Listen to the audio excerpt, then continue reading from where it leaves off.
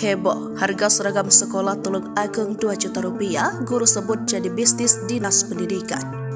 Viral, polemik seragam mahal di SMA Negeri 1, Kedung Waru, Tulung Agung, Jawa Timur. Peristiwa ini justru semakin menguak banyak permasalahan karena tak cuma satu sekolah yang menguak adanya bisnis kotor yang dilakukan di dunia pendidikan Indonesia.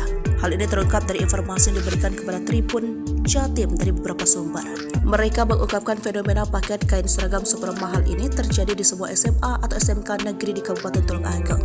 Seperti di SMK Negeri 1 Tulung Agung, harga paket kain seragam ini mencapai 2.700.000. Siswa yang ingin tahu jenis seragam yang dibeli diminta datang ke koperasi. Sejumlah guru pun mengungkapkan fenomena paket kain seragam mahal ini sudah terjadi beberapa tahun lalu.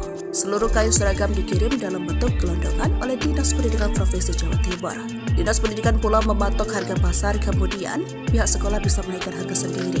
Kenaikan harga ini biasanya untuk ongkos potong kain. Sekolah masih dibebani memotong kain sesuai kebutuhan para siswa, makanya ada perbedaan harga di setiap sekolah. Ungkap seorang guru sebuah SMA, sebut saja Oki.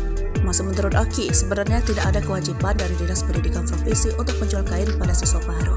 Namun para kepala sekolah juga tidak mau dianggap tidak patuh jika kainnya sama sekali tidak laku. Karena itu, kepala sekolah biasanya berupaya agar kain kiriman dari Dinas Pendidikan Provinsi ini terbeli oleh siswa baru. Kain seragam yang pasti terbeli adalah seragam khas sekolah, batik, dan alma mater.